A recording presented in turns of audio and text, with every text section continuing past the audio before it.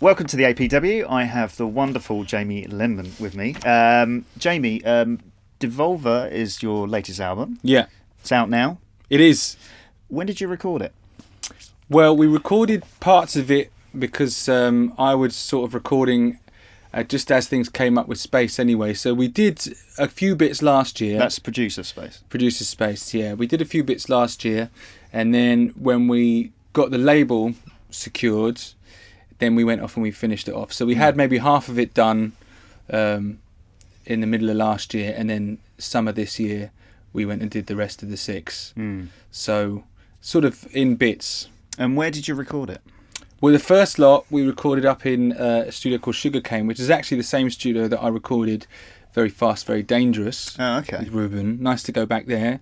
But then that wasn't available for this second half that we did in the summer, so we went to Brighton Electric, which is a fantastic place. I'd never been before. What's going on in Brighton Electric? Sugarcane's sort of hidden away in an industrial estate in London. No one really goes there apart from the engineer. It's just us on our own, which has its own kind of niceness.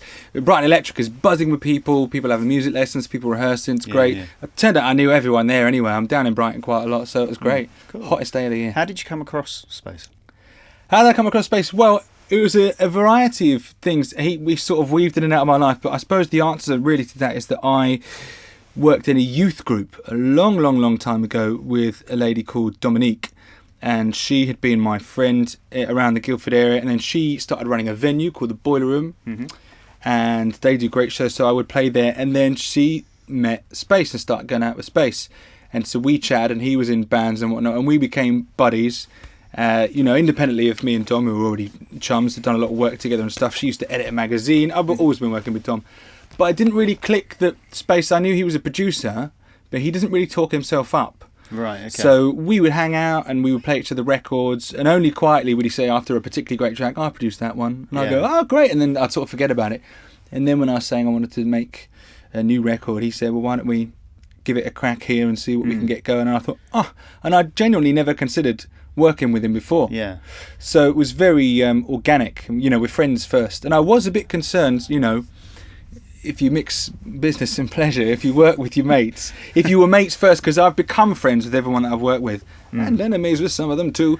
But if you are friends first, you don't want to sort of put a work dimension to it for fear of losing your friendship. But I'm happy to say that's not the case. We're still good buddies. That's good. I really do like the production on this. Thanks. That's all down to him. Because obviously in the live setup, you're doing kind of split A-B stuff. Yeah. When you came to writing and putting down stuff, was it the same process, or was it actually I'll do guitar parts separate and I'll do bass line separate, or did you run the submarine?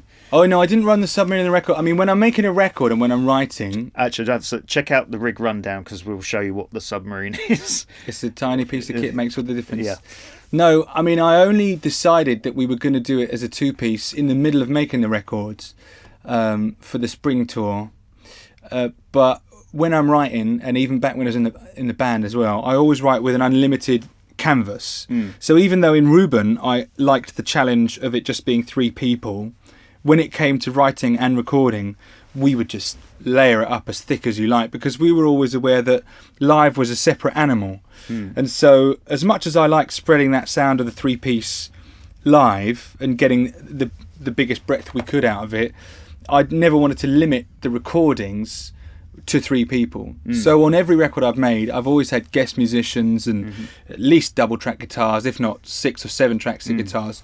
And so even after I decided that I was going to be doing it 2-piece live for the time being, I still made sure that the record was as full as possible. And then it's fun to translate that record back to the live scenario, if it's 2-piece, 3-piece or 4-piece or whatever, which again I've done for all my records. Back in Reuben, we had to think, well, let's put that string part into the guitar, or maybe we can move that horn part or piano part into vocals somehow. I've always thought that was fun. I saw, who's that violinist who looks like the chef with the hair? Oh, Nigel Kennedy. Nigel Kennedy. I saw him do a show, and he was doing a jazz show. It was like a big band show, but he had a string quartet, and he said in the mic beforehand, he's a crazy genius, he said, look, this is an old jazz number, and it's for a horn orchestra, trumpets and trombones, but I've taken all the horn parts and I've put them in the strings. And that blew my mind. I was like, wow. And then they played it, and it was brilliant, and it didn't lose anything. And I thought, that's so exciting to transpose music. I'm not very thorough technical musician, but it gives me great joy to twist music around and see what different shapes it can come out with. So yeah, that's fun for me. Obviously, the writing for this was different. This was like you kind of... Were you laying stuff down at home first, ideas at home, and then bringing it in? Really terrible demos, yeah. And I would play them into space. Because the Reuben setup was all about you guys kind of playing or picking up things in rehearsals. Well, no, but towards the end of Reuben, certainly on the third album, it was a very similar setup to what we have now. I got my home recordings sort of up to scratch. Well, it's not a very good scratch even, but I would send them demos towards the end of Reuben. That's why there's no studio demos. When we did that re-release, there's really no... Before we would go into a studio and we would demo it all in one go. That happened for the first 2 records. By the third time, we had all my home demos to learn from. So towards the end, it was me recording at home, and that stayed the case through Muscle Memory and now Devolver. What's been your favourite way of recording? What's been kind of like the most comfortable? It does. I get little bit sad when I'm separated from the drummer, but I understand how that has to happen. Laying down the tracks, we had a really good time when we did Devolver. It was great fun, and we got everything down very fast. The beauty of working with someone like Daniel, who's been my drummer for about 10 years now, or close to that, is he learns so fast, and he learns... This is not to put Guy down in any way. Guy has a tendency to overthink, similar to how I do. And sometimes when you're tracking, he will just overload, and you can hit a bit of a wall. And that used to happen to me too. Daniel, he just does... You tell him, you give him the info, and he translates it into like awesome beats, and that is it. So it's a lot less tense recording, tracking with Daniel. I mean, I've really enjoyed today. I would love to do a record all live, and I suggested it to the group back in the day, and they were like, "Don't think so, Jimmy." And I was like, "Come on." I think you could do it. I think we could do it. In that case, if I knew that was going to be the project, I would then write to that. Yeah. And I wouldn't bring in string players and pianos, and it would be a very stripped back album. I'd love to. And maybe some of the earlier Reuben stuff, something like Very Fast, Very Dangerous, has not very many extra elements. Got a bit of strings, we could have done without them, And to do that all the way through with just 3 guys would have been very exciting. You couldn't have done Devolver with just 3 guys or 2 guys because there's so many layers. And I knew it was going to be a thick, textural piece. Yeah. But at some point, it would be great fun to do a record in a day like the Beatles, like the Beatles. I've got such high expectations, yeah. Can you remember all the studios you have been in over the years?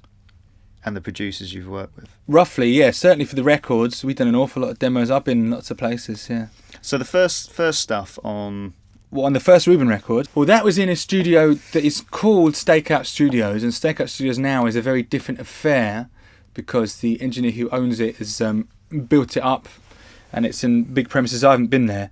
But back in the day, Stakeout Studios was a breeze block cabin at the end of a farmyard. Wow, okay. And can you remember what console he was kind of using back then? Can I remember? Come on. No, I can't remember what guitar I was playing today.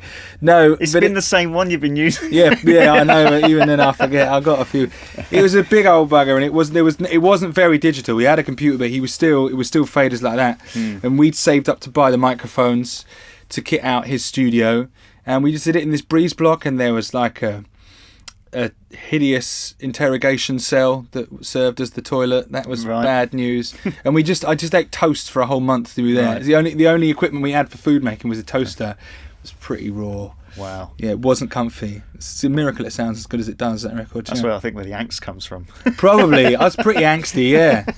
Yeah. The thing that always amazed me, and I was talking to you about this earlier as we were loading in, was the fact that Laney amp and that Yamaha guitar is still about. Still going. And I'm utterly amazed by that, especially how much it's been sweated on and gigged. Yeah. And, well, you know what they say, with no gaffer there'd be no gig. Yeah, absolutely. That's the same with those instruments. Have you got any kind of backup at Yamaha, like to go, it's now bit in the dust? Or no, I mean, I did have a relationship with Yamaha back in the day.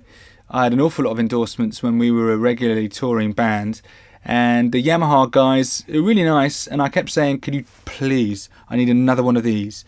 They would say, can do, and they'd come up with this ridiculous, they gave me a guitar that had like a snakeskin effect and light up frets, and I was like, no thanks, take a good look at this, photos and technical drawings if you want, I want this. And they could not find me another guitar, and have looked on the eBay and the internet and everything and Gumtree and whatever. I can't find the exact same guitar. They do. What was the model? Well, back in the day it was called an RGX. Nowadays the RGX is something very different.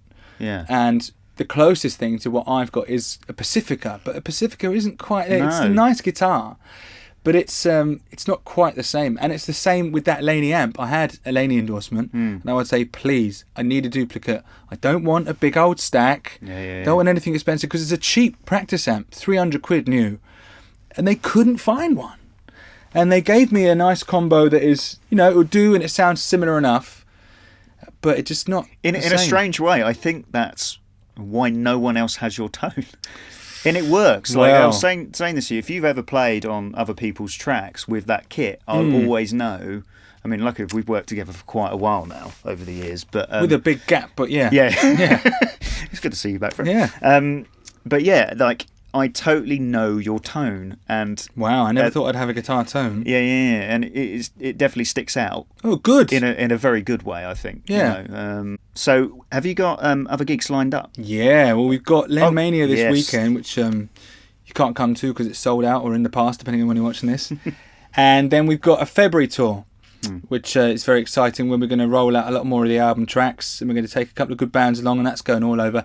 And then I'm going to Europe with my good friends Arcane Roots, supporting them, which will be the first time I've been in Europe since back with Billy Talent. We did a big tour of Germany, and we went to Italy, and we went to Switzerland. But at the first time under my own steam as a solo act. Okay. My first gigs in mainland Europe as a solo act, which is incredibly exciting. And particularly the German press have really picked up on Devolver, and some of the French press. Lots of reviews, lots of positive things they're saying there on the mainland. So I'm really champing at the bit to get out there. Oh, good, man. Well, more power to your elbow, and I hope to have you back through soon. Yeah, it's going to be great. Thanks very much, Chris. No worries.